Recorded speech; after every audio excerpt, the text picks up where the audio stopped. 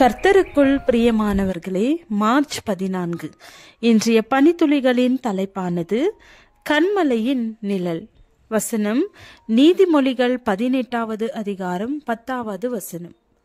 கர்த்தரின் நாமம் பலத்த துருகம், நீதிமான் அதற்குள் ஓடி சுகமாயிருப்பான்.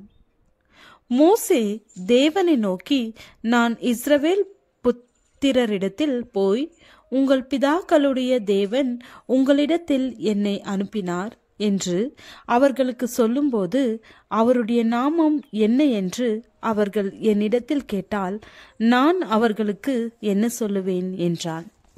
அதற்கு தேவன், இருக்கிறவராக இருக்கிறேன் என்று மோசேயுடனே சொல்லி, இருக்கிறேன் என்பவர் என்னை உங்களிடத்துக்கு அனுப்பினார் என்று இஸ்ரவேல் புத்திரரோடு சொல்வாயாக என்றார்.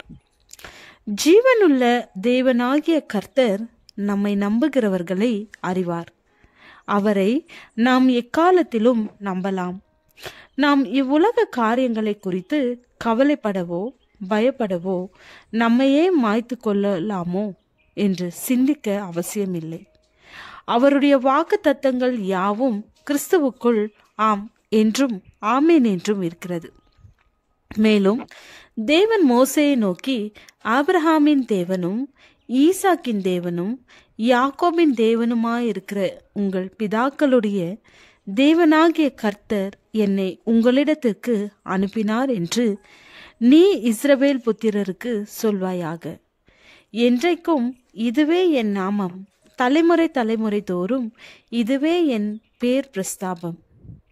தீங்கு நாளில் அவர் நம்மை தம்முடைய கூடாரத்தில் மறைத்து, தம்மை தமது கூடார மறைவிலே ஒளித்து வைத்து, நம்மை கன்மலையின் மேல் உயர்த்துவார்.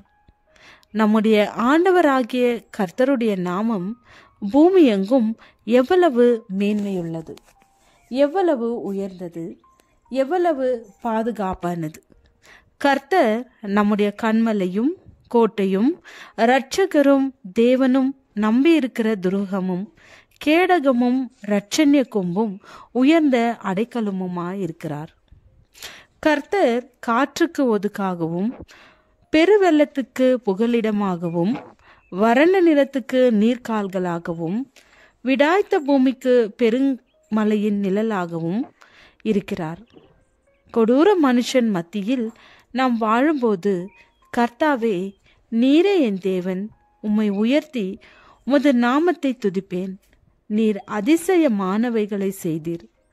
உமது பூர்வ ஆலோசனைகள் சத்தியமும் உறுதியுமானவைகள்.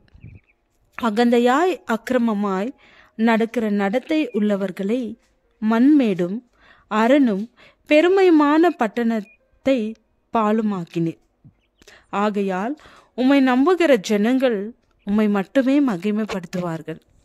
அதிநிமித்தம் கொடூரமான ஜாதிகளின் நகரம் உமக்கு பயப்படும். நீர் ஏழைக்கு பெலனும் நெருக்கப்படுகிற எளியவனுக்கு திடனும் பெருவெள்ளத்துக்கு தப்பும் அடைக்கலமும் வெயிலுக்கு ஒதுங்கும் நிழலுமானீர். மேகத்தின் நிழலினால் வெயில் தணிகிறது போல பலவந்தரின் ஆரவாரம் தனியும். நீரே எங்கள் கன்மலையின் ஊற்று என்று உயர்த்துவோம். ஜெபம். உம்மை உறுதியாய் பற்றி கொள்ள உமது கிருபை தாரும் ஆண்டவரே. ஆமென்.